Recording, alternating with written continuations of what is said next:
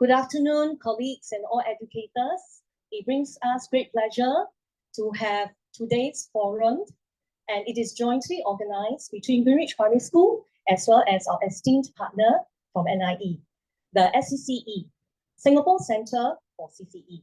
Without further ado, I shall invite SCCCE to say a few words. Yes, and can we give a big round of applause to online audience as well as our face-to-face audience that will include our West 5 cluster participants and colleagues. Thank you very much. So I shall pass the mic over to Nicole. Thank you. Hi, very good afternoon, everyone. I'm Nicole, and I'm from the Singapore Center for CCE. So in our center, we are just set up for about a year, so a very baby in this field. And what we do is that we have two teams. One team that look into research, where we want to know a little more about the science behind CCE and how do we, as educators, better engage our children in this topic that we are quite passionate about. And I have the other half of my team, and they are called the programs team. So they look into professional learning and development. We hope to be able to translate research to meaningful pedagogy strategies and other work that we can do so that we can implement CCE well in school. And we are really honored to have Flora and Greenwich come on board as our partner schools to really help us do this piece of work meaningfully, to bring together research, policy, and practice so that together as a fraternity, we can grow and do our best for education, because we believe that character is the core work that we do and not just the subject that we teach. We are a group that eats, sleep, dream CCE for 1 year. But today we have with us a professor who has done this for half a century.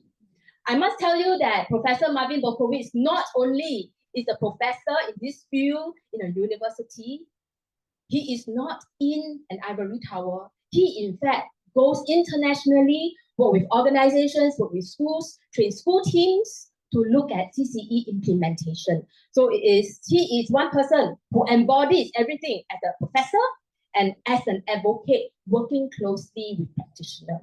So that is for Marvin. I have asked for permission to steal 5 minutes of his limelight to share with you our framework. So this is the first piece of work that our center has done. And next slide, please.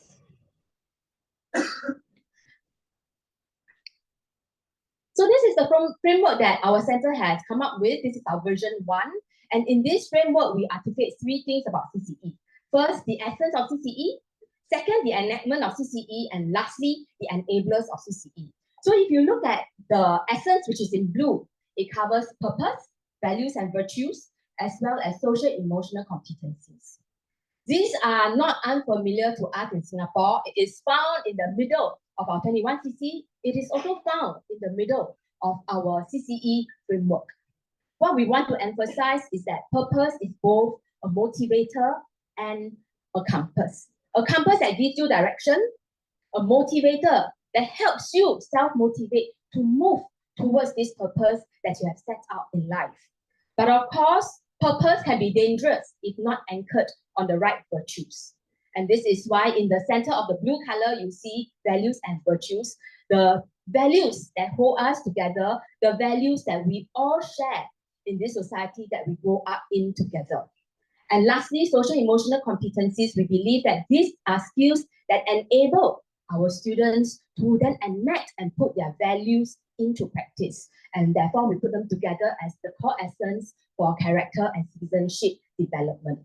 And in the red color, it covers the area on how we in Singapore enact CCE. We have protected curriculum time that not all country has. A time that we protect and we think about how we engage the children in CCE and not just through integration in subject, which is the part 2. And the very last one is immersion. I will talk a bit about immersion in enablers. Enablers, I will not go into details. The only thing I want to highlight here is about school leadership and school culture.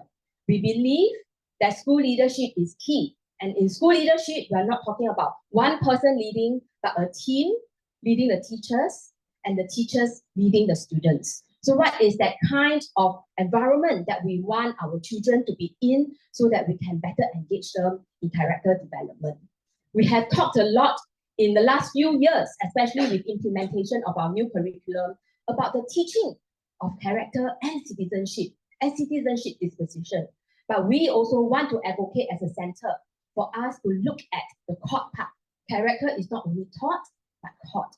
How do we as a community contribute to this culture and ethos that allow character to be taught? And we believe when this is done well, the teaching can fall into place.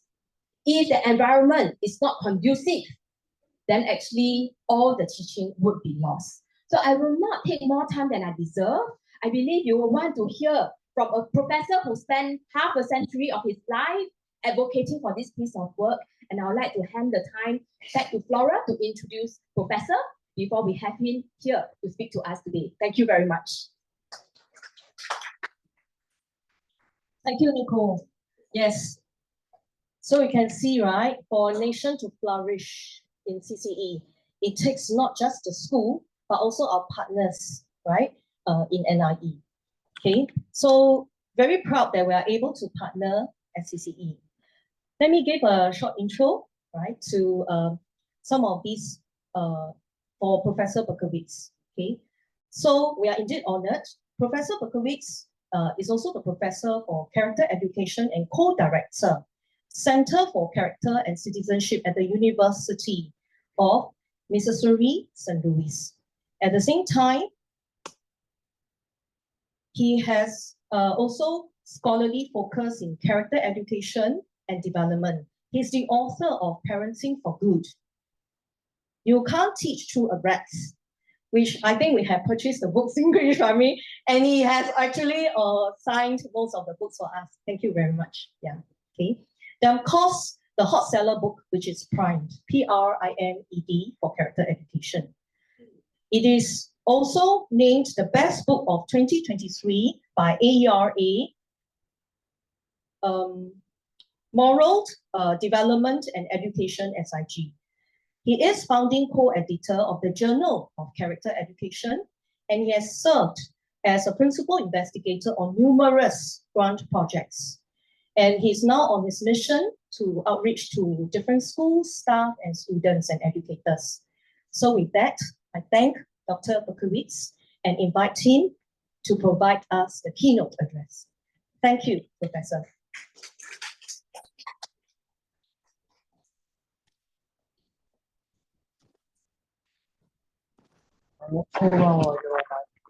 Technology stuff.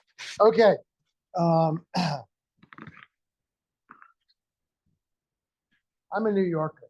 We're really rude. We don't do all this pomp and circumstance really well.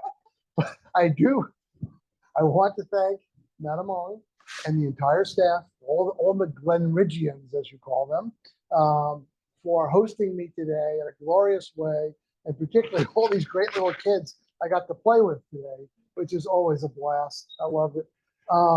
And then Nicole and the rest of the team from the SCCCE, which you already heard defined, part of NIE, who've been taking care of me for a week and a half. I'm a lot to handle, so they've had their work cut out for them, but they're doing a marvelous job of taking care of me. And so you know, this, as we say, I live in Texas now, so this is not my first rodeo, as they say, which means not my first time in Singapore. Okay, I've been coming here, I think, for 14 years, but it's been about a decade since I've been here. It's a big break. There were changes in the folks in the MOE where I used to go for a lot of this work. COVID came and so on. So I'm thrilled to be back in Singapore. And those who know me well know that's quite true. I love coming here. It's exhausting for me. And I'm 14 years older than when I first started. So it's harder than it used to be. But it's a joy to be able to help a nation who inherently and effectively values and executes education. You do it very well here. So the chance for me to help you figure out, as you do math and science and literacy and lots of other things so well, how can I help you get character A? at the same level, because it's not the same thing. It's a different ballgame. All right. So I'm going to move on with that. Today, my charge was to talk about modeling, pedagogy of modeling. I've also done a talk since I've been here on pedagogy of empowerment. You'll see in a moment why those topics. We're not on mine. There we are. Now we're on mine. Okay, great. So this is about being.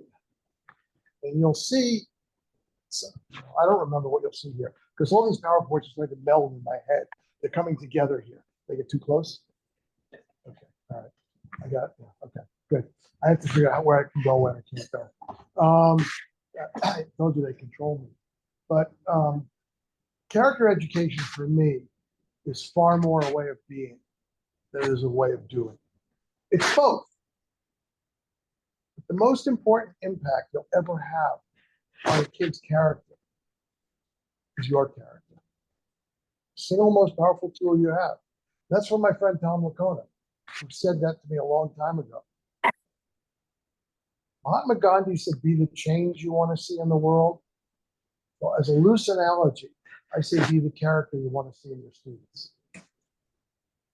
And if you're not able or willing to go there, don't expect a bunch of lessons to do it for you. Don't expect the curriculum. As good as the curriculum is, there's no curriculum that's teacher-proof. There's no school that's leader-proof.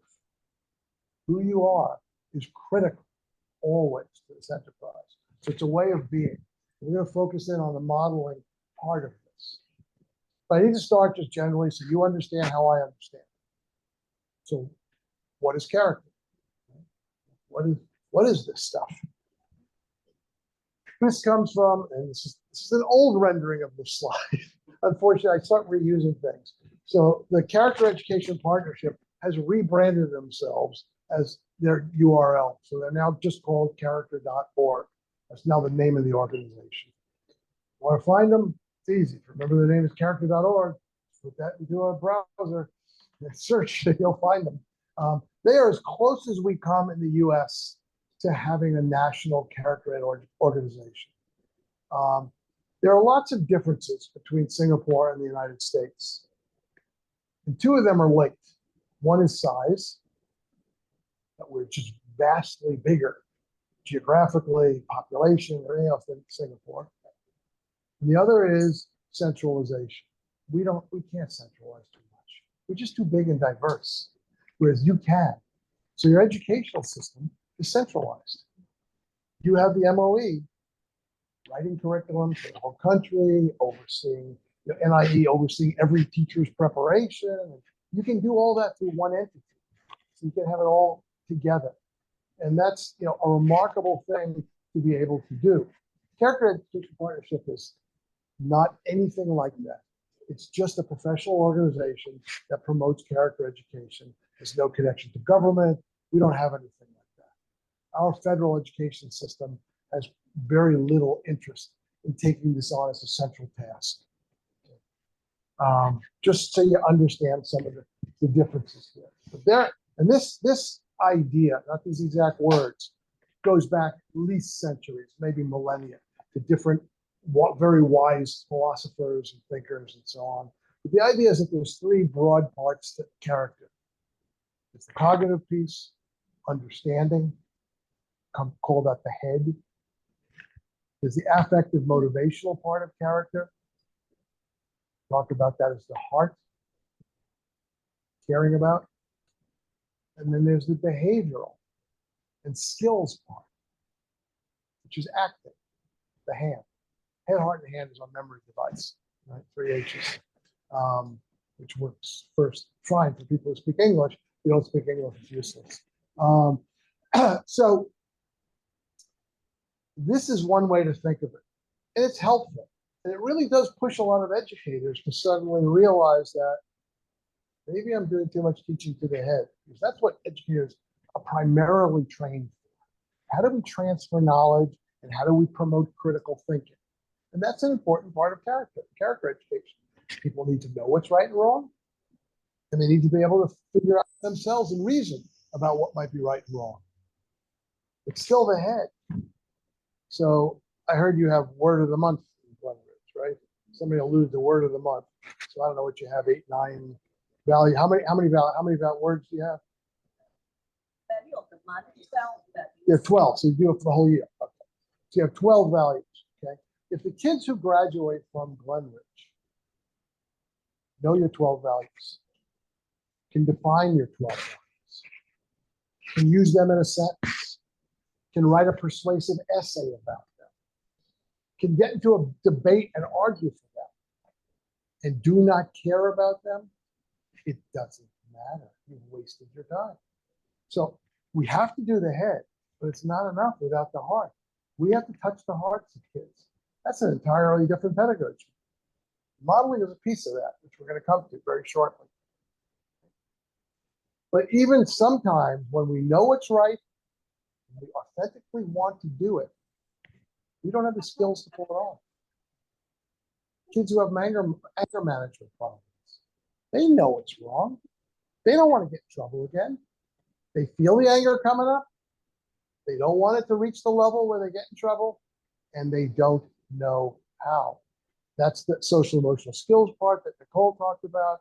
It's teaching kids these kinds of self-management skills, relationship skills, because very often they might have the head and the heart, don't have the hand. So that's one definition.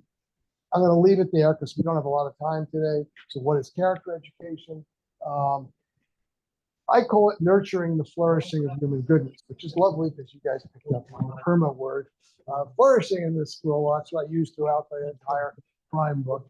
And there's a lot of use of that. You know, Marty Seligman didn't make it up. He got it out of virtue ethics from Aristotle. So it came from a lot of places. So a lot of people are using this term flourishing.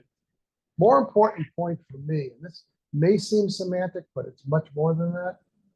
When we talk about education in general, character education in particular, we tend to use mechanical language, knowledge transfer, teaching and learning, lots of other kinds of things, input, output. It's not what character is. Character is a form of organic human development. We need to use organic models. That's why nurturing the flourishing is different than teaching character. We don't effectively teach character. It contributes to the nurturing of the flourishing of character. But I don't know anybody who's, and I've done this thought experiment all over the world, over and over. We don't have time for it here. Nobody's ever told me their fundamental character ever came from a lesson or a curriculum or a poster or an award or a song or a quote or any of that stuff. No one's ever told me that's where their character comes from. The character comes from relationships with others, membership in communities that embody character, role models of character, and so on. It's not that the teaching doesn't help, but if you make that the main thrust of what you do, you miss out on what the real active ingredients are. It's a lot easier as a teacher to say, you know, Mei Ing has written a help write a wonderful curriculum. And it, you know, it's a wonderful curriculum. Let's use it. That's good. But if you're a jerk presenting these lessons in your classroom, those kids are not going to develop character. If you're prejudiced against some of the kids in the classroom, which will be transparent because they're always watching, and you present lessons on character, it's not going to work. Remember the old saying, kids don't care how much you know until they know how much you care. If they don't feel your heart, there's only so much you're going to be able to change in them. Oh, and I forgot Hal Urban is another great character educator. He was a high school, secondary school teacher for 36 years and was just a brilliant innovator. But he says character education is just bringing out the best of people. As I said before, it's a way of being. And most notably, it's a way of being with others. How you are when you're by yourself is good. But what affects kids' character is how you are with others, how you are with them, how you are with others in their presence. And for most educators, it's a new way of being. So let me give you a sense of where this comes from, and then we'll focus in on the modeling part. When I first made the transition, because I'm trained as a psychologist, I'm a developmental psychologist. I know kids and adolescents, how they develop, and so on. And I spent a lot of time in the ivory tower doing research and theory and all the stuff that we do. And most of it irrelevant to all of you. But that's what we do. And eventually I got sucked into the wonderful world of education. I did some forays into parenting and teaching parents and so on, but mostly in education, because I got more and more interested in actually making a difference. And, as I was kindly introduced, before, that I don't just spend my time in the ivory tower anymore. My goal at this point is to change schools for kids, all for the kids. That's what I do. Everything's for the kids. I want to give kids the best shot of having the best, be the best person they can be. So I'm now working a lot in schools to do this. And when I started out making this transition, I thought, well, what does research tell us about what actually works to achieve the goal that I want? Leverage schools to help kids, develop character. Help schools nurture the flourishing of human goodness. And so my colleague Marvin W and I got together and we started collecting the research. And there wasn't a whole lot, but there was enough to matter. And we did, this is back 15 years ago, 14 years ago. And we started compiling it all. We put out a report called What Works in Character Education. Got a lot of attention because no one else had done it yet. Subsequently, other people did similar kinds of things. So we started integrating what they did and did some more sophisticated statistical work on it. Not of interest to you, I'm sure, so I'm not going to go into that. But eventually we had this long list of character education programs that had evidence, research evidence of effectiveness, individual pedagogical methods that had evidence. We got a long list of the different kinds of outcomes in children that came from all these programs, all the positive effects we had. These were long lists. And then I got asked to come and speak at a big federal conference. And my job is to talk about what actually works. What is effective character teaching? What is effective practice? I thought, if I walk in with these long lists, it's going to be useless. No, it is going to be able to pay attention and process that. I said, I better start looking for some meta categories. And that's what led me to PRIME. So PRIME, in essence, are not specific implementation strategies. They are design principles. They're principles for redesigning your way of being with kids, your classroom, your school. And so there are 6 of them. We're going to focus on modeling, why it's in red. Not because that's a sunburn, but because it's in red. Prioritizing means it has to be an authentic priority in your school. Well, this is probably this is a country I talk about all the time as an example of a whole country for which character education is authentically a priority. That's not true in most places in the world. You're pretty outstanding in that regard. And this goes way back to the founding of the country. It's been there all along, and I don't think it's ever wavered. So it's one of the reasons I love coming back here. Talk about, a perfect, place in which to do character education. It's a place where it permeates the culture. It has historical resonance. We need that. We need to focus on relationships of the molecules so that we build good schools and good character in kids. And we need to be strategic. We need to be intentional. We need to be structural, build structures for relationships to happen. We need to be inclusive. Everybody in this building who works here, parents who come in here, any community members who have relationships to the school, they all need to be integrated into our relationship building network. It's not just the principal should have relationships with the parents and the principal should have relationships. Everybody, it's a web. It has to be a massive web of relationships, and we have to include everybody. The I is for intrinsic motivation.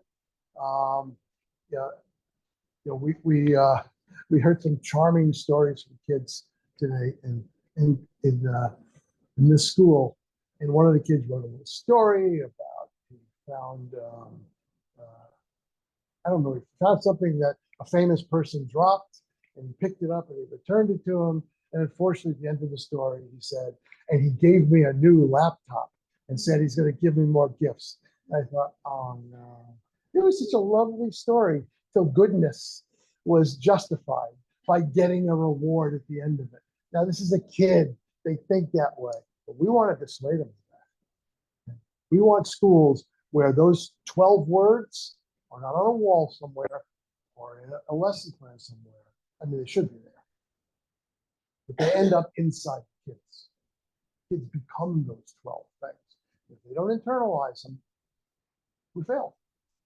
They have to take them with them wherever they go in the world. All the way out in the future for the rest of their lives. That's what we want, right? Well, rewards undermine it. Doesn't work. It makes it harder. So we really have to purge a lot of that stuff. The Emma's modeling, coming right back to that. Empowerment. I heard a lot about empowerment in the school. It's not just Singapore. Most Asian societies are very hierarchical. You know, it comes out of good motives. Respect for seniority, respect for family lineage, respect for accomplishments. I mean, that's a nice thing, but it also gets in the way.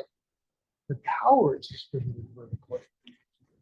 And if kids are ever going to learn to be fully autonomous, self-controlled contributors to Singapore, they're going to learn to be good Singaporean citizens, the other C in CCE. They have to experience the fact that they can be agents of change and influence. There's some really nice things I saw at Floodridge where kids are starting to be empowered. But what you think of as empowerment is way short of where I would want to push you, although I won't. But I'm always encouraging people to think deeper about that. And the D is a developmental perspective. It simply means when a kid enters this school or any other schools, for the people who are watching online, or some of the visitors in here, they come to you with a history. They have their own personal history. Who they are is a product of everything that's happened to them before they got there, and their biology and lots of other things.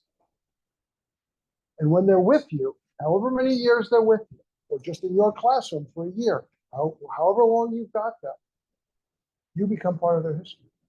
You become one more factor that affects the life trajectory of that student. I don't have time to do it now, but most teachers have no idea how powerful you are in impacting that.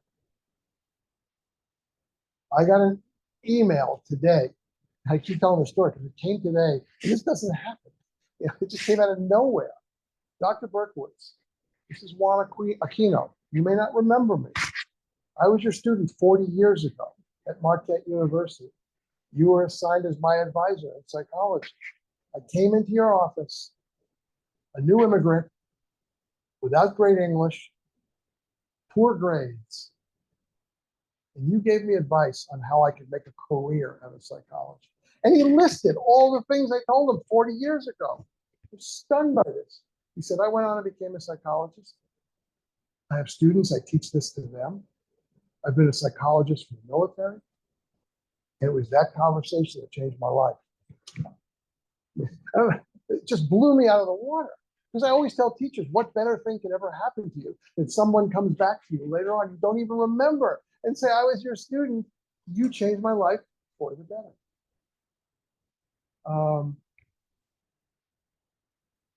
Can you teach 40 years from now? I don't mean will you be teaching.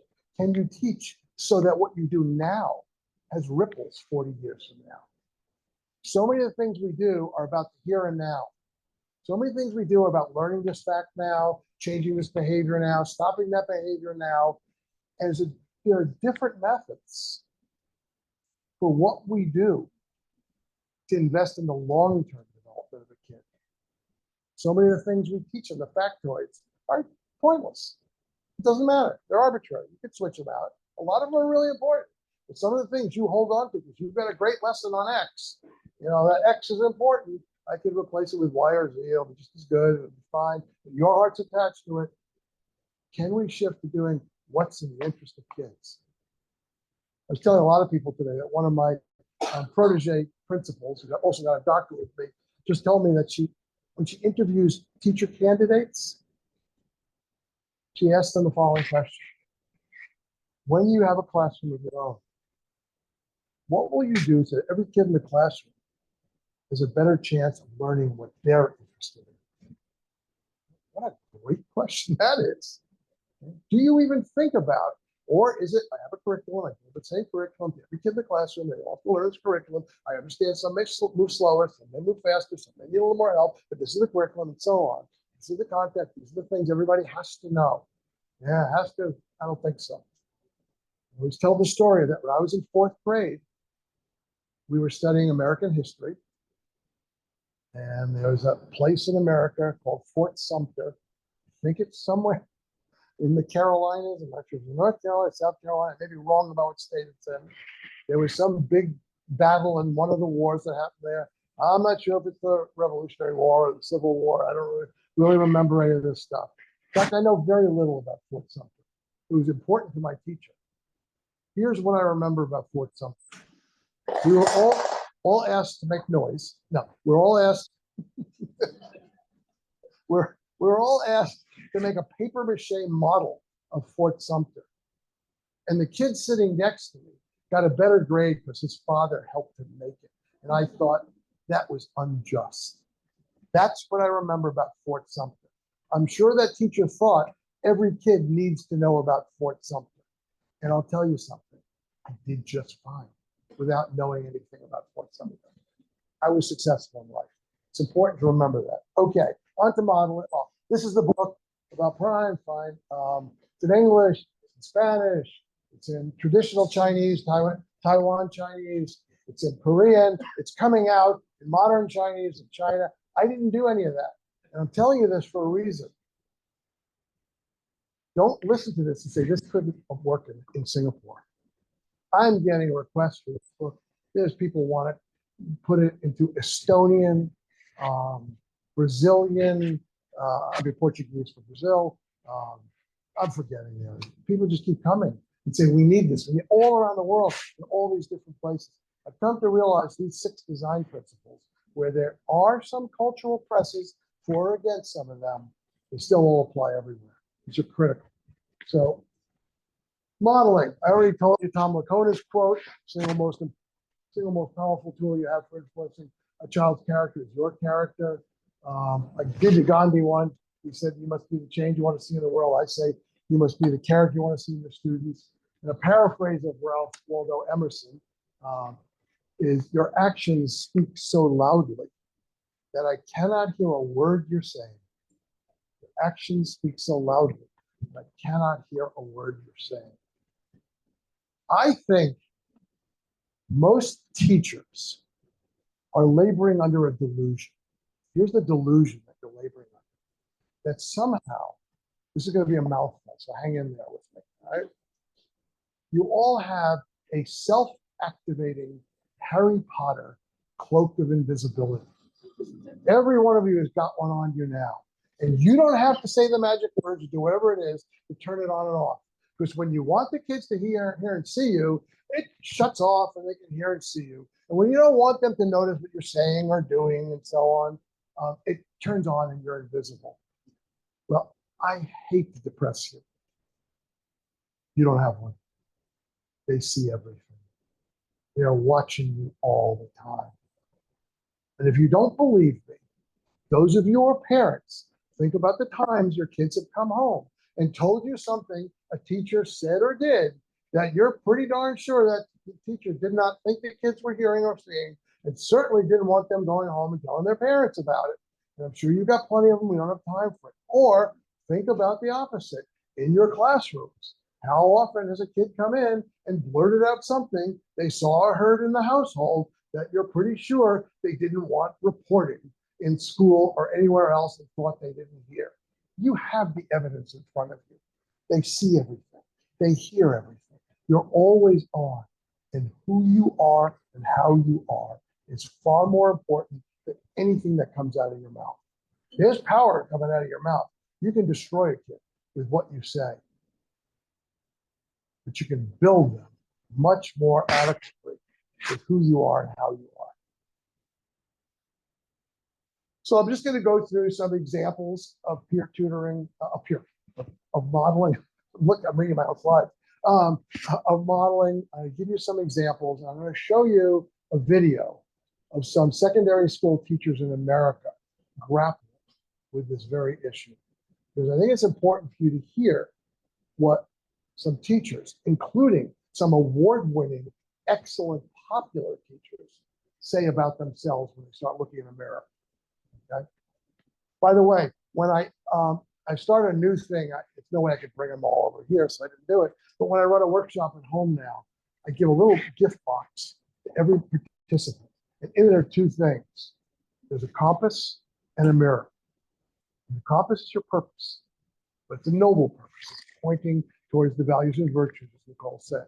And the mirror is to always remind you that who you are is the most important tool you have for kids' character development. So peer tutoring is a good one that way, and there's all sorts of peer stuff going on at Glen Ridge that I learned. You have the come on, Marvin, you can come up with it. The peer something leaders, the peer, what was it called again? The peer something, peer support leaders. Okay, yeah, that's PSLs, yeah. Which in English is a personal seat license, which is where you pay extra to get good seats for season tickets for sport events. You guys, I think you only see a doctor for your acronymitis. You're all suffering from acronymitis. And you need to cure this. Anyhow, peer tutoring is a great way to go with kids modeling for other kids. Usually it's older kids or tutoring younger kids, but sometimes it's just more talented kids, tutoring even older kids who don't have the same talent. Multi-stakeholder working groups. Sometimes we work in our small groups, so the CCE folks work together, or the SEN folks. I'm learning some of the acronyms. The SEN folks are working together, or the mother tongue teacher, the MT, I should say, the MT teachers are working together. But we really want to mix and match as much as we can. One of my, probably my prime protege, Amy Johnston, she's a phenomenal teacher, leader, and then now she's got a PhD in EDD, her doctorate, and she flies around the world, lecturing on this stuff, but brought her school to remarkable sparkling excellence in character ed. But at the beginning of the year, she would assign teachers randomly, small groups, five of them, something like that. I don't remember the number, that's not important. And they said, well, okay, these are our groups, what are we supposed to do? Whatever you want. Nothing if you don't want it. This classic Amy. Come on. She'd have form classes, we don't call form classes, but advisory homerooms. And she would multi-age the kids. So there are kids from all three grades in her middle school, looping with the same teacher. And the teacher said, okay, what's the curriculum? No curriculum. What do you mean no curriculum? What am I supposed to do with these kids? Talk to them, get to know them. That's classic Amy. But there was a real method to her madness. So for these teacher groups, she said, go out and go to happy hour after work, or together on the weekend, or have lunch together at school, or don't do anything. It's up to you. She just wanted more mixing and matching all over the place. Work groups can do that too. Open discussions on staff behavior. I don't know how well that would work in Singapore. That might be hard. I'm not picking out Singapore. It's more Asian culture. Okay? What Amy did, I'll give you another Amy example. When she started her character ed journey, she was like a cheerleader on steroids or amphetamines. She was wired. She was manic about this. And she was just a zealot, and she's running around the school, cheerleading for character ed, everybody got on board and so on. I had to slow her down, saying, you don't slow down, you're gonna burn your staff out. They can't keep up with you. They can't do it. So to her credit, she really did. But at the beginning, she came in and said, well, the character.org has these 11 principles. So the first one says we need core values. So let's pick our core values. Here's a good list. They're from Tom Lacona. And they said, what? Core values? Whose values are these? These are not my values. What do you got? And smart leader, she pulled back and realized, okay, that was too fast. And in fact, it was not a good idea. So she just threw away the notion of core values and spent a year just having conversations with the staff about their own character and what they care about and what they feel that they're good at, what they feel like maybe I need to work on this. And these were really open conversations. I don't know if you can pull that off. You have to figure out if you can pull that off. If you can, how and where. Okay. But it was intensively powerful in transforming the culture of the school, particularly the adult culture of the school, and the whole character education approach jump-started it. Because eventually some of these teachers were saying things like, you know, I'm not compassionate. You're supposed to be compassionate here. I'm hard. I'm harsh. I'm a tough taskmaster. I don't know that I can be compassionate. And they had these conversations with each other. And it was remarkable to the point where Amy was in her office, she's the principal.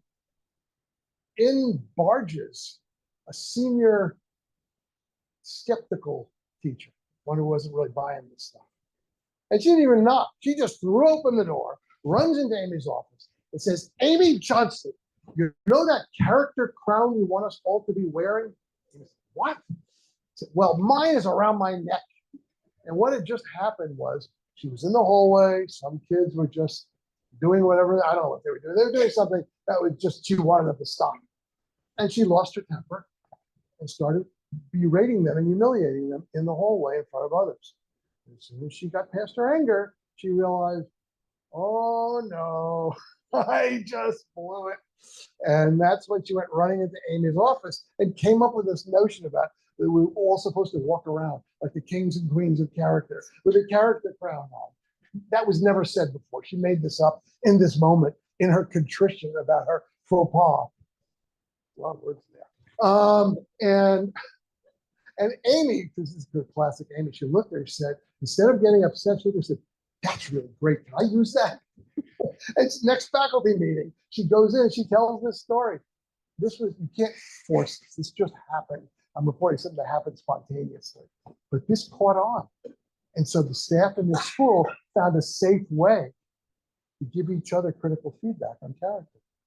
They would simply go up, you know, and they'd say, you know, sweet, the crown's a little tarnished. You know, Laura, I think a jewel just fell out of your crown. Nicole, I think your crown's slipping. And they were able to do this safely in a way that was comfortable. And it was a way they had as a staff to help each other get better at character themselves, to be better models of what they want kids to be. Go back to this one. Bottom line, you cannot ask kids to be something you can't or won't be yourself. If you can't act this way with kids or with your peers or with a really uncooperative, irritating parent or whomever it is, you can't be the way you want kids to be. How dare you ask kids to be that way? I was just in a P2 class where they were getting a PAL lesson on resolving disagreements and conflicts and so on. And as I watched the teacher, he was really good at doing it. And he was being the kind of person who's asking the kids to be. You know, these are little kids. They're squirrely. They're all over the place. They don't sit still. You try, but nor would I ever want a class of 6 and 7-year-olds to all be sitting still. Then I'd be really worried. Either they're dead, they're drugged, or they're oppressed. You know, and none of those are good things. So I wouldn't want that. But you know, he was just patient with them. He was helping them try to be more self-managed. Certain kids, you know, when he said, you know, whatever the words were, he said, where everybody sits crosses their arms to get their attention and so on. One kid I noticed he never did it. One time he put hands on his head, one time he did something else. He didn't call that kid out. He probably, I'm assuming he knows that kid. It wouldn't be fruitful to force this kid to do something that goes against his ability at this point and work with him separately on it. You have to be what you're asking the kids to be. One more Amy story on this one. Amy said she was principal. two girls came up there and said, it was the end of the day. Miss Johnston, we got a problem. What? We just overheard two teachers in the hallway really meanly gossiping about another teacher. We don't know what to do about it. Probably again, they thought the Harry Potter cloaks had clicked on, right? And Amy said, oh, okay. I'll take care of it. What do you do? So do you trust me? Yeah, they love to. Yeah. Will you tell us what happened? I'll tell you what I did. She got on the announcement system, the PA, the microphone. She said, as soon as kids are out of the building, I want everybody in the whatever general meeting area they had for 5 minutes, just 5 minutes. People were freaking out because they thought somebody died because she doesn't do these kinds of things. You know, they didn't know what's happening. Is she retiring? Did somebody die? What's going on? So they all go in there, and she said, I was just told by two girls that two teachers were just in the hallway, very meanly, negatively gossiping about another teacher. I said, I don't know who you were. I don't know who the teacher you're talking about was. They didn't tell me any of this. But I think two people in here owe another person an apology. And she walked out. That was it. I think it was a powerful moment, holding teachers accountable. If they have to be, they're asking kids not to say negative things about each other. They can't do it. Just can't do it. So here's the flow. The leader, evil Madame Ong, has to model it. She has to be it. So far, my sense is that she is. Okay, I don't know enough about her, and I'm a psychologist. Spend a little more time. I might find your deep flaws. I don't know, but I won't. I'm leaving, so don't worry. Okay, but the leader has to be the primary model. One of my concerns in Singapore, if people who've been around me a lot have heard this over and over, is you so silo and decouple leadership preparation, leadership professional development from the character and work that's happening in the MOE and other places. And I've been railing about this for ages.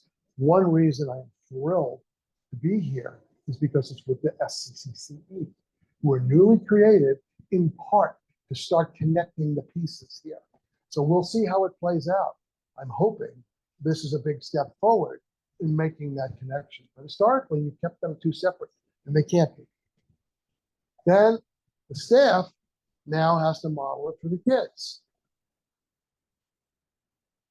And then you can get older students modeling it for the younger kids. Be role models. Do you do cross-age buddying with the kids? We have two classrooms, different ages of buddying. Oh, good. The nice thing about that is when you have every kid's got an older or younger buddy in another class, the classes get together. So I might do a whole workshop on this one, but I'm not going to. That you end up greatly reducing any kind of bullying by older kids of younger kids, because the older kids discover we are role models for the younger kids, and they take it really seriously, and they start telling you that. So there are lots of ways to get that done. You can study role models, heroes, curricula, just in your general literature and history. I'm sure a lot of that's in there already. You can find local heroes. How many people live in this estate? About roughly. How many people live in this estate? Just ballpark. Got to be way more than 1,000 because you got that many kids in the school. What would you say?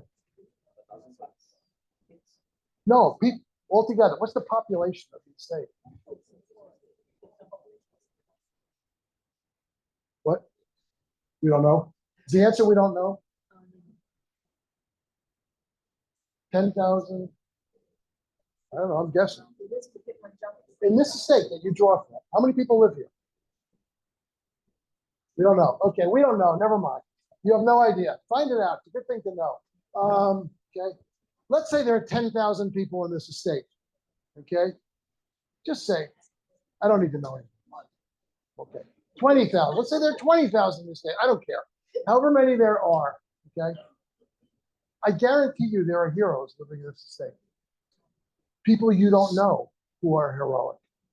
People who have sacrificed themselves for the good of others. Maybe save somebody's life and put themselves at risk for it. Pull kids out of a burning building, or, you know, jumped in the Singapore River to save somebody who's drowning, or whatever they did, fought for justice, you know, stood up for something, put themselves at risk. Find them, honor them, honor those people. Staff modeling, I already talked about. Mentors for kids, you know, get kids from middle school or secondary school to come in and mentor kids. Can connect them in those ways. Get other adults in the community to come in and be mentored. All of that's modeling. So the Giraffe Project, I already told you the character crown story. And I told you that. Okay. So the Giraffe Project is one of those heroes curricula. This one you may want to jot down. It's just giraffe.org, because this is a wonderful curriculum, pre-K through 12th grade, differentiated for different grades, and it's free. That's the key word. It's free. Okay. Because John Graham and Ann Medlock, the husband and wife team that created this, are getting older. They have no heir apparent, and they just decided, let's just digitize it, put it online, let whoever uses it wants to. It's a remarkable curriculum. I don't have time to tell you about it now, but if you're interested with someone in the school, do a little deeper dive and see if it works for you. Okay. I told you about the 2 teachers at Francis Howell Middle School. We have acronyms too, you know. And Janice Wiley, who passed away years ago, was a great principal. She started, she was concerned, this is a trivial thing, but the tiles on the floor were light colored tiles, and kids were wearing shoes, rubber sneakers that were black, and there were scuff marks all over the place and so on. And she wanted the kids to, she just, that annoyed her. So she'd walk around the school as she's walking down the hall going, she would rub them out. She got a call from a local one of these big box stores, like Office, I don't know which ones you have here, Office Depot, IKEA. Do you have IKEA here? Okay, so a store like that, a big store like that.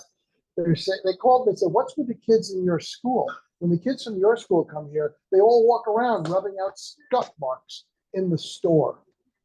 Power of modeling, the same principle.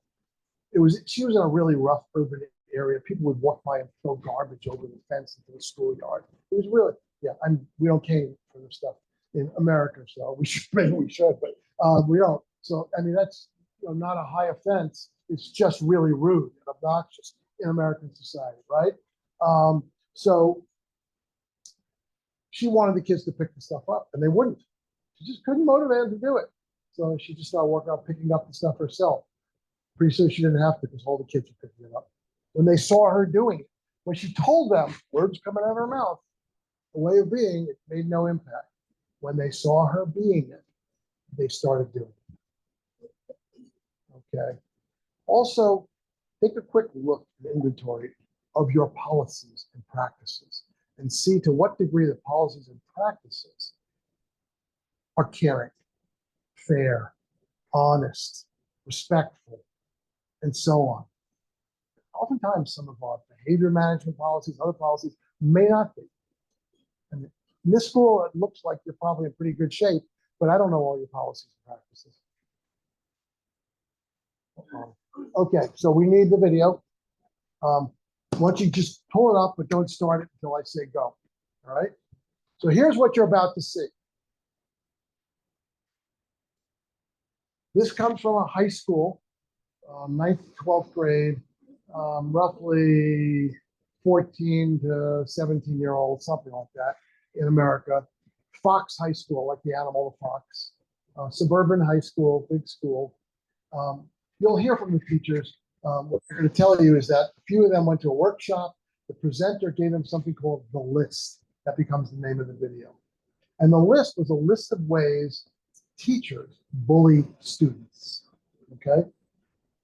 And some of these teachers, Jane, you'll see in there, Kurt, you'll see in there, these are master teachers. Jane was, at least twice that I know of, voted by the entire student body as the best teacher in the school.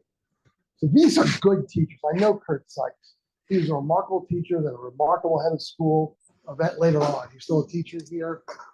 Students loved him, and watch their reactions as they look at this list. So what happens at the beginning, you're going to hear the voices of students talking about what teachers have said or done to them. And then the rest of it is the teachers courageously and generously sharing their personal stumbles with you to make this more concrete. So look for yourself in this. See if you've ever done any of these things. We're good to go. Let it rip.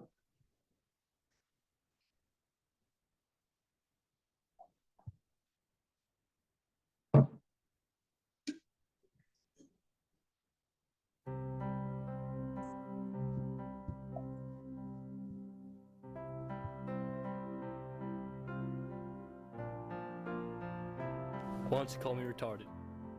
She said I dressed like a slut. Once he questioned my integrity. It was like she wanted to make an example of me.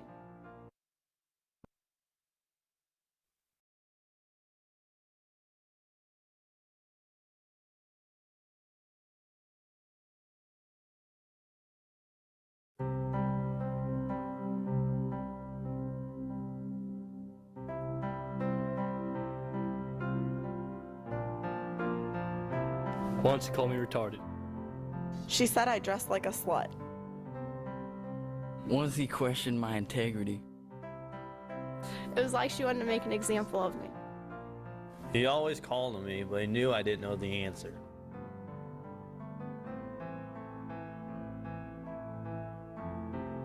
Because the first time I was exposed to the list was when we saw it as a presentation at a workshop that Jane and Sandy and I went to. And it was being presented by the presenter there, something that she had found.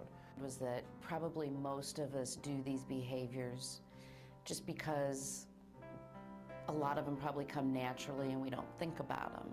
We don't think all the time that what our actions or words are really doing to others. If a person's a teacher, they're not there to bully kids, they're there to teach kids.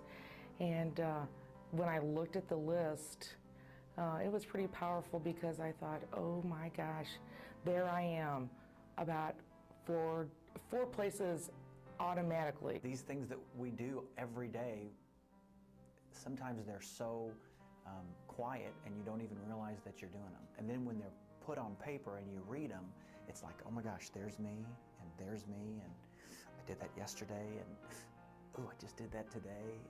I was reading through and I just kind of took a step back and said to myself, you know, I do these things, not on purpose. You know, every now and again I'll catch myself where I actually am bullying the students. And I don't mean to, but I know it's something I probably need to work on a little bit. You know, I guess just kind of opened my eyes to the fact that, you know, I may bully here and there without even realizing it, because it's just kind of the way I've grown up, and I just think as a society we've grown up. I was quite surprised that I have been guilty of saying or being the bully on the end of the student, and they could see me, I could see myself kind of getting embarrassed. I mean, and nobody else was reading that list with me. But I was quite embarrassed of my behavior at times, and that I thought more than one of those was me.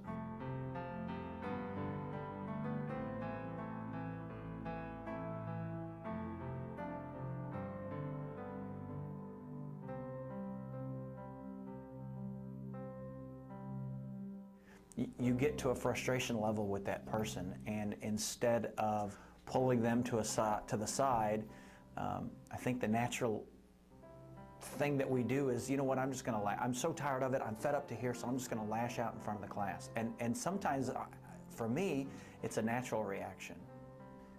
The one thing they hate to hear is shut up.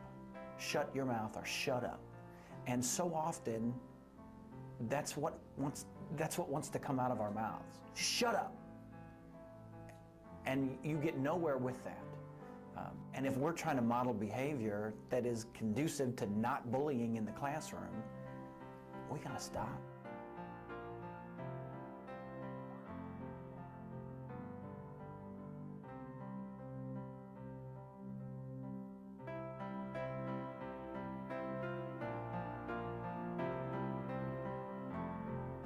I have a problem with sarcasm. I mean, I try to be humorous about things, and when I respond to students, I try to kind of joke around to kind of ease the situation, but I know sometimes my actions are inappropriate in my responses to them and comes across more sarcastic. And some kids can handle it and some kids can't, so I need to try to curb my behavior on how I respond to kids and maybe try to diffuse the situation in a better way. We chose education for a reason, to be a model for our students, and sometimes if we could model the correct behavior, at times you could get a good response out of your students.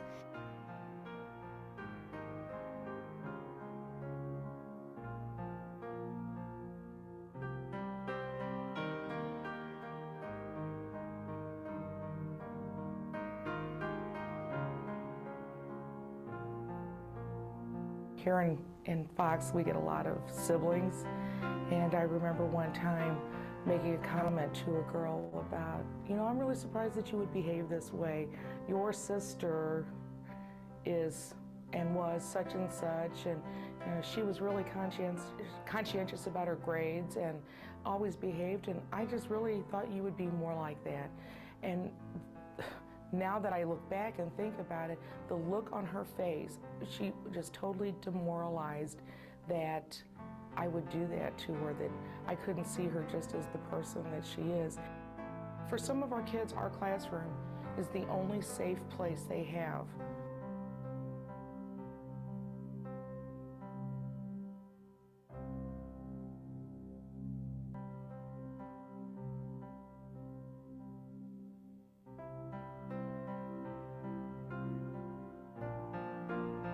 I have a student that has been pretty lazy in my class and makes a lot of excuses, doesn't bring his materials to class, and we kind of had a little run-in.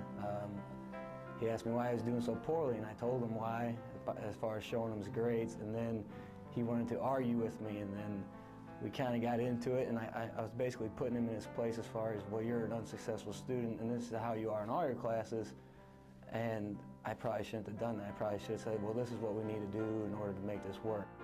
But once we can, admit that, we need to work on this, that's the biggest step, in my opinion, is realizing that we're doing something wrong.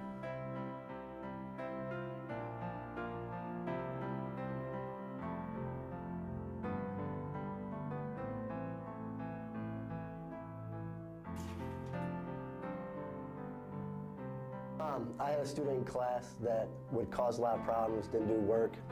I felt like I was kind of close to him though because I had him in football, and he had a gap between his teeth. So sometimes when he would cause trouble in class, I would make fun of his gap between his teeth and kind of humiliate him a little bit, let him know that I was in charge. And after taking a step back later, realizing that I was bullying him in class. If we're bullying, they're going to bully. If they see us that we're not doing it in class, they're going to start to model that behavior.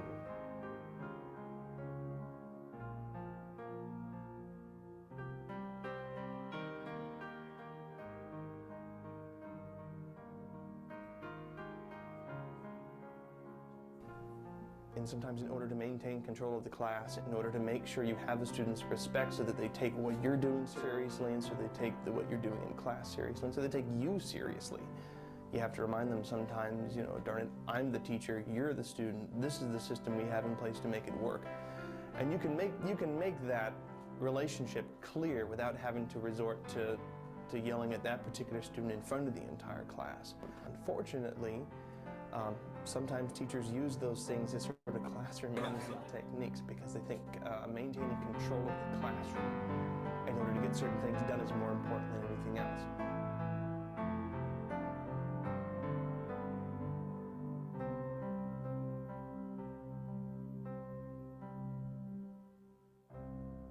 The kid didn't want to run the track. We had to run a couple laps.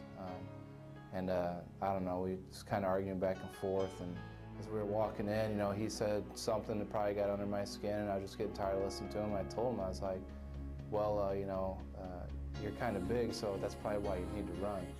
And then he got pretty mad. It was in probably different terms, I can't remember the exact words, but he got pretty angry about that, and almost, he started yelling at me and stuff. And this other teacher had to, hold him back basically. And afterwards, I thought, well, those probably weren't the correct words to say to a student because, I'm impacting this kid's life. No matter how ignorant he's going to be or defiant he's going to be, I still should be more of an adult and not say, silly things like that that can hurt a kid's feelings.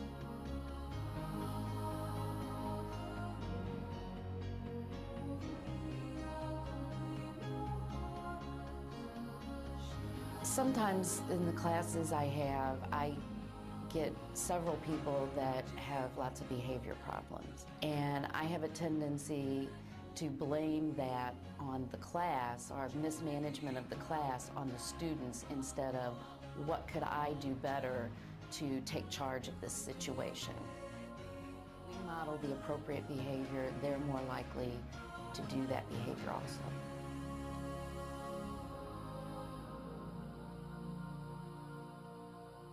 The students watch what we do, and if we behave a certain way, then it tells the students that it's okay for them to behave that way. And I think we have to set the climate. We have to be kind to one another as staff and let the students see it. And we gotta stop. We have to almost reinvent our personalities, which is, man, that's tough to do. You know, I'm going to slip up on occasion. I'm not going to say that I won't, but I am going to try to maybe be more conscientious about not doing it. So if we can make the awareness out there to teachers, maybe they'll catch themselves. And once we can, admit that, we need to work on this, that's the biggest step in my opinion, is realizing that we're doing something wrong. If we model the appropriate behavior, they're more likely to do that behavior also. We need to try to set a proper example for students at all times of exactly how to behave. Our kids deserve my best. If it is to be, it's got to be up to me. It is our job. I want to make a difference. Tell me if you see me do this. Our kids deserve our best. I promise to look at myself. I will. I will. We will. It starts with us.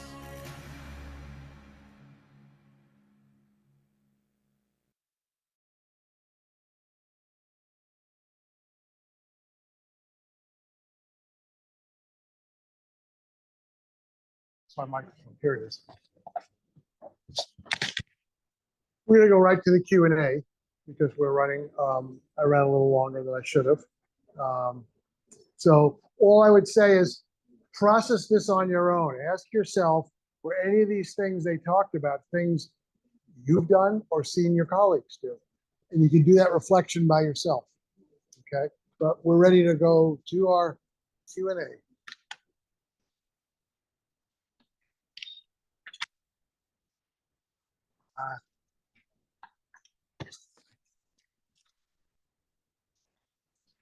So just me or the panel? Panel's coming.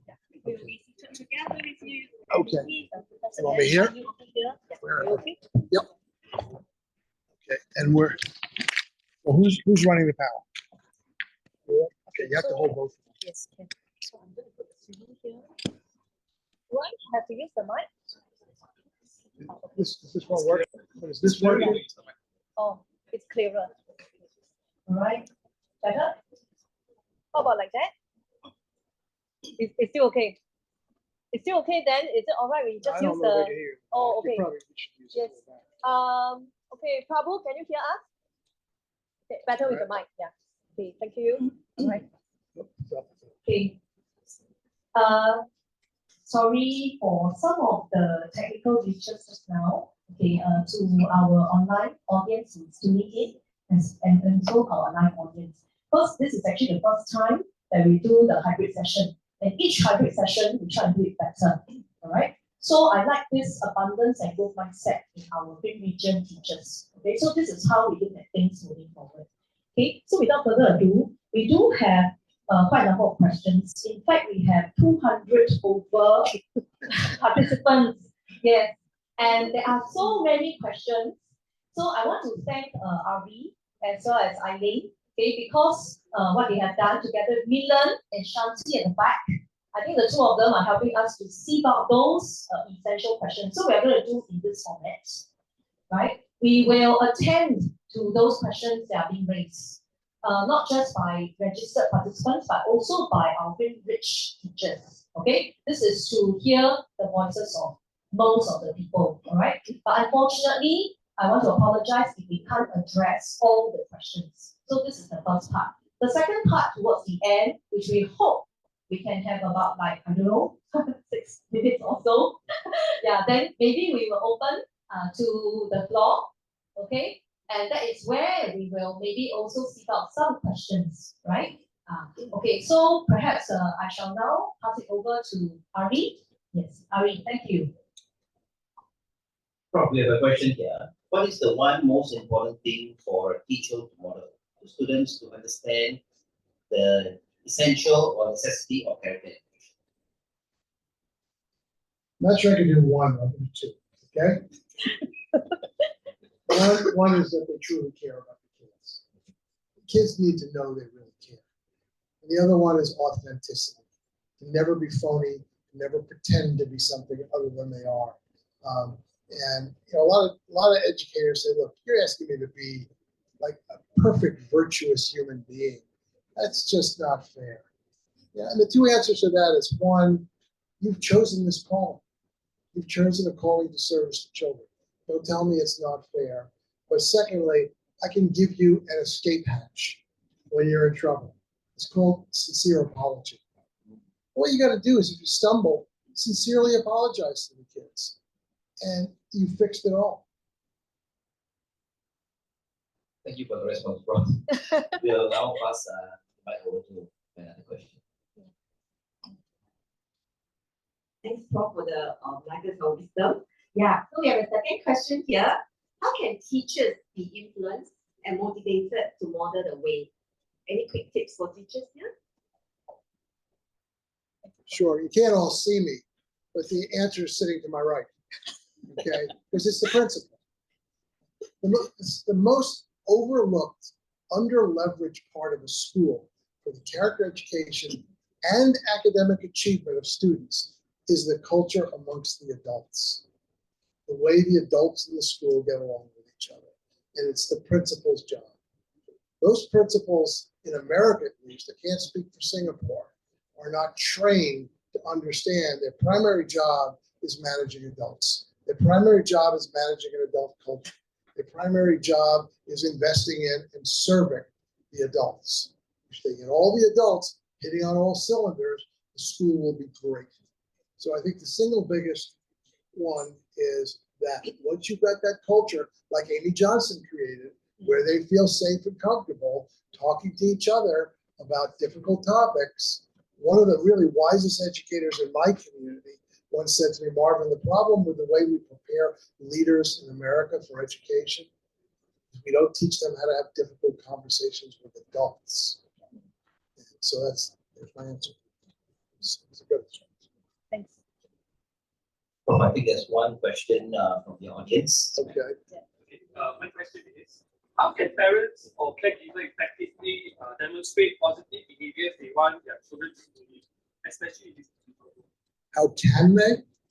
Parents. By being good people. Are you asking me how can the school get them to? Is that what how can the school influence the parents? Yeah, Well, together with parents. yeah. Because there's two answers to that. What I have a model of parenting character. So that's the recipe. We're not here to teach parents. It's probably more time than I want to spend. And the other one is how can schools partner with parents and so on. Partner word is the key word.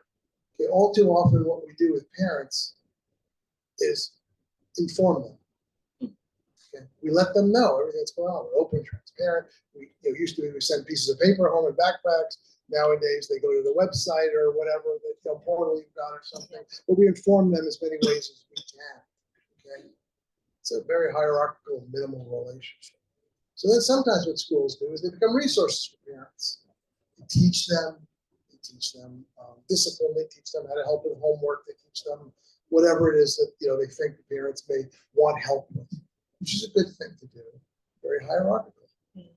Authentic partner. Eileen Santiago is a principal of Edison Elementary School in New York, and she wedded a really great character education approach with what we call community schooling, the lighted schoolhouse. And you guys are the school for this estate. You're one of the most important buildings in this estate. It's their building. You don't own it. It's their building, right? And to go to the community and say, how do you want this building to be used beyond the teaching of kids? I mean, It's got to be used for teaching kids, right? What else want to be used? And what advice do you have for us on how to better educate your kids? You don't have to do any of it. But they'll have some ideas that are good.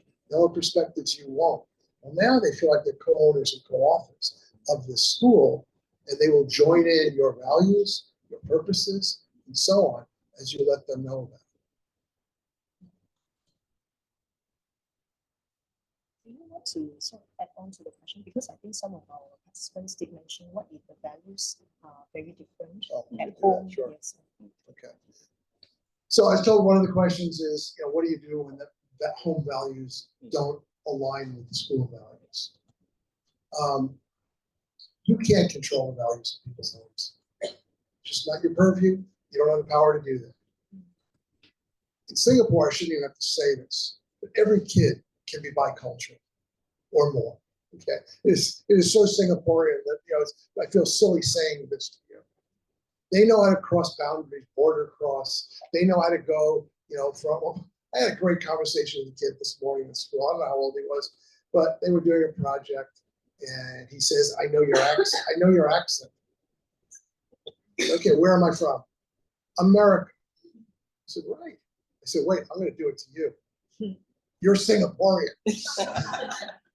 He said, sort of. I said, were you not born in Singapore? Yeah, I was born in Singapore. Well, what do you mean? Well, I'm also part Chinese. I said, oh, so your family history comes from China. He said, well, my father does. My mother comes from Indonesia. I said, you've got 3 nationalities inside of you. He said, you've got Singaporean, you got Chinese, and you got Indonesian, all in your little body. I said, that's pretty impressive. They know how when they go to the Indonesian grandma's home how to behave, which may be somewhat different than going to the Chinese grandma's home. Kids know how to border cross. Or you tell them at Glenridge Elementary, primary school, when you cross, we can't control what goes on in your families.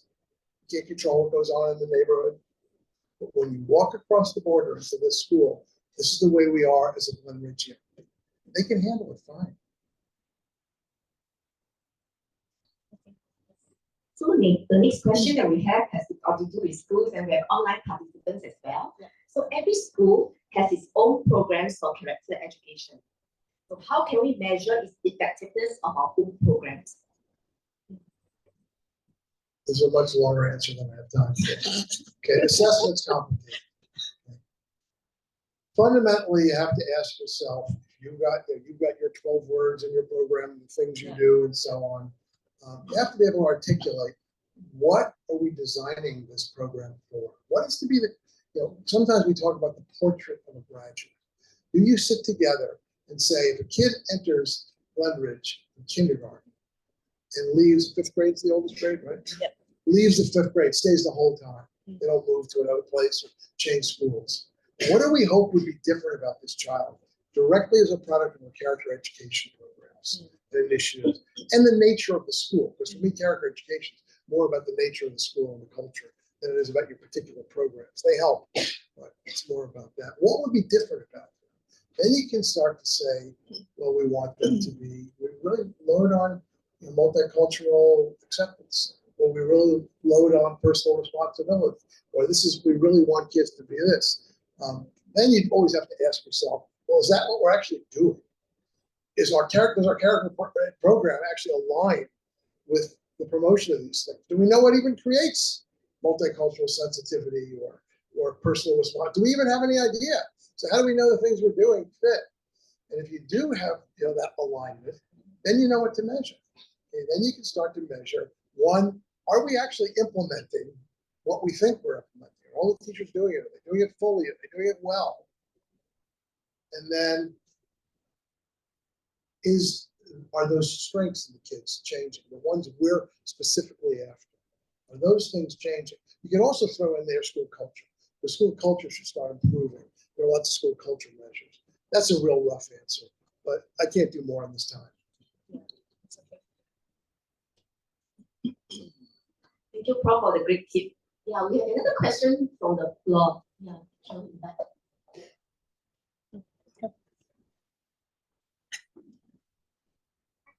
Hi.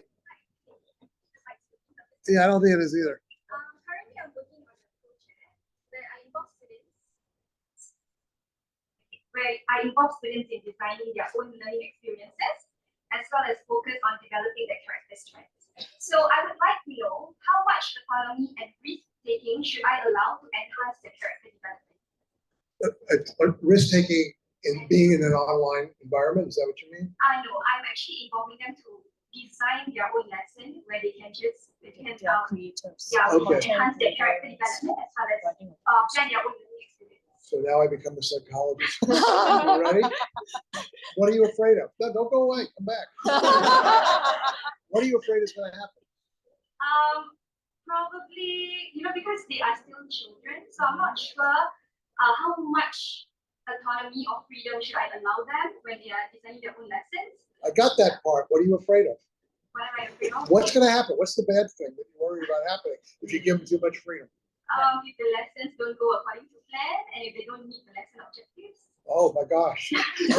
The world's going to end. I better get out of Singapore fast. Okay? So don't worry about it.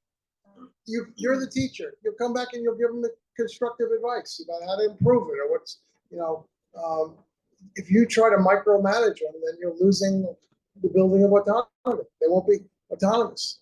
I think all too often we fear the highly unlikely and unnamed, beast out there.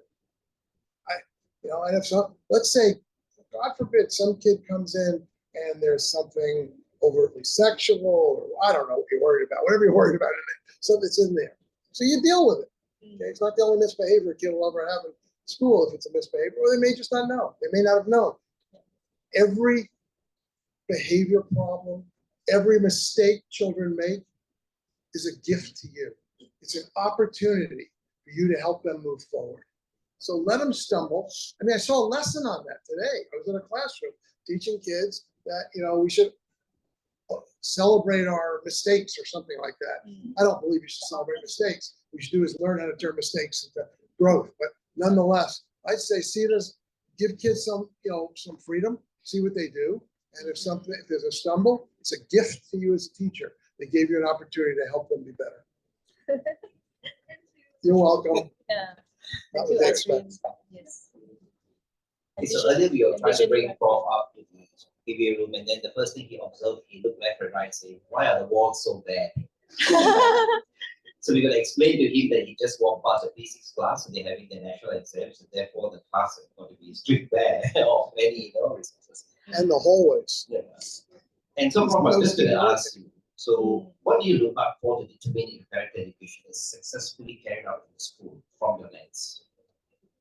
So I'm assuming from the preamble, if I walk into a school to a site visit, what do I want to see? So I'll tell you a quick story. And this is a school that some of the SCCE folks have visited when they came to America.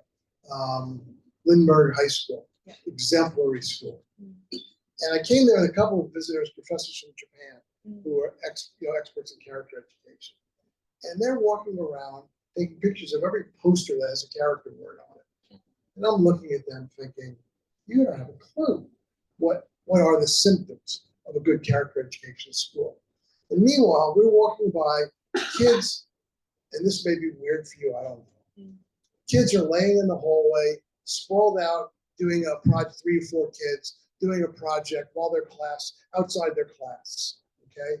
Or kids are walking up and down the hallways, going like to the restroom, going somewhere, I don't know where they're going. There's no such thing as a hall pass. There's nobody asking them where they're going. There's no checking. This is one of the finest character ed schools I know, because the culture there was a culture of empowerment of kids. We walked by a classroom today, and one of the kids saw the principal and was waving excitedly and so on. And I said, good, because that's one of my symptoms. That's one of the symptoms of a great school, is that the kids are excited to see the principal. And I told her, even better, if that kid felt it was appropriate and acceptable in the school to get out of her seat, run into the hallway, hug her principal, and run back to her seat, all of 7 seconds. If that was okay in the culture of the school, that's an even better sign for me. I want to see people getting along. I want to see people happy. I want to hear positive noise in a school, positive voices, positive noise. Okay. I want to see adult-kid interactions that are authentically loving and caring all over the place. I want to see kids helping kids. I was in another school once, and it was a pre-K through 8th grade school. And there are a couple of the older kids are walking down a hallway, and there's a door that separates a big hallway, so it's swung open. There's a little space behind the doors, and there's a little kindergarten kid just sitting there curled up. One of the kids spotted him and just stopped wherever she was going. I was going to class, lunch, I have no idea. And just went over to see if he was okay and he needed something. She didn't know the kid. She didn't know what was going on. She had a place she was supposed to go to. But in this school, we take care of each other. Those are the things I look for. So maybe we can just find out whether the online audience, whether they have questions. Yeah, perhaps I can. Yeah, thank you. Okay, maybe can we see whether any questions from the online audience? No chats. Not at the moment, right? So any other questions? Maybe just how about one last question? Yeah, how about that? There's this question on what are some good practices from character education programs from around the world? Maybe you can give us some insight. Yeah. Okay, it's not the answer they want. Read my book. Read Tom Lagoda's book. They're compendia of hundreds, if not thousands, of good practices. The most important thing I'd say is the practices are great if they align with those 6 principles of conduct. If what you're doing is making character authentically more and more of a priority in your school, if what you're doing is working strategically, intentionally, structurally, inclusively, to build healthy relationships across this whole web of stakeholders in the school, if you get rid of your rewards and your public recognitions and instead model the character, build a community which embodies the character, and just use private affirmation. Just put your hand on a kid's shoulder and say, I'm so proud of you. That was so caring. That makes the school such a great place. Please come back and do it again tomorrow. It's all you need to do.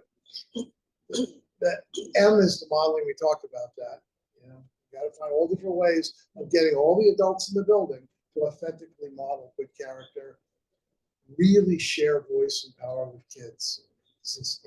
How much should I control what they do in this assignment? Don't control them, let them go. Give them authentic power. Doesn't work, you come back and you correct it. That's the true meaning of celebrating mistakes, using them to get better, using them to improve practice. And then the D is always thinking about what are my thoughts, my actions, my pedagogy, my tests, my behavior management doing for the long-term development of this kid. And there's so many ways of doing it. I can't list the specific practices. Okay, I'll say one thing. I think every teacher should learn how to do class meetings well. We saw a lovely lesson earlier today I told you about on conflict resolution. It would have been even better if the kids were in a circle and the teacher knew how to do it as a class meeting. It brings even more power into it. So there's one to satisfy somebody. Thanks for the excellent advice. Okay. Hey, sorry. Online, is it? Maybe how about we give the chance to the online questions? Okay. Fine with me.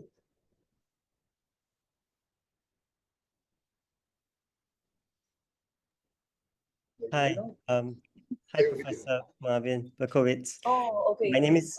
Can you hear me? Is it possible to read out? Oh, the person actually not say type, right? I think sort of like speak up.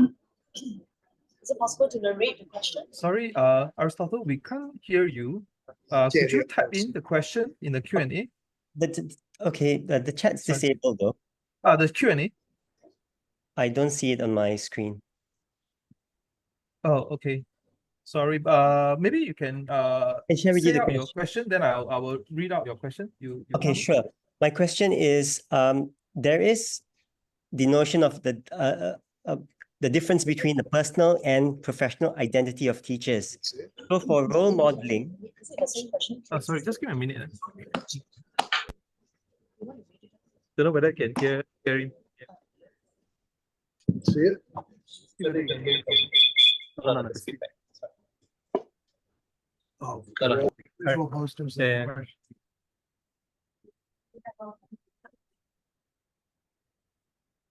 I have this very interesting question, Prof, that we would like to read. Okay, the video, the list is very powerful. Thank you so much. And however, how do we draw the line between bullying and dishing out a little fun with the students or with the class? Well, you actually heard one of the teachers in that video talk about that. She loves to use sarcasm to diffuse head situations. And it said, bullies use sarcasm to hurt, and good teachers use humor to diffuse minor situations. So, I mean, yeah, you can tell by the way I teach, but I want to have fun. I want to, joke and be enjoyable and have a good time and so on. And I tease probably too much, but I do it in a loving way. Sometimes I cross the line. I think you have to be really careful. Understand different people receive the same messages in different ways. I don't want you to just shut it down. But apparently, I was taught this, I don't know if it's true. The word sarcasm comes from, I think, a Greek or Latin root, which means to burn the flesh. Using sarcasm is burning the flesh. That's the origin of the word way back when. I actually did some work on psychology of humor, and humor can be used for lots of purposes, including to hurt. So humor can also be really positive. You just have to be sure you're using it in a positive way. Okay, and thank you once again to Dr. Berkowitz. Yes, I'm sure this whole session, has many takeaways for us. And we really delight not just listening into the video, yes, thank you for the general sharing, but also hearing the keynote address, as well as the very interesting exchange that involves evidence-based research. All right. So with that, can we give Dr. Berkowitz another big round of applause? Thank you.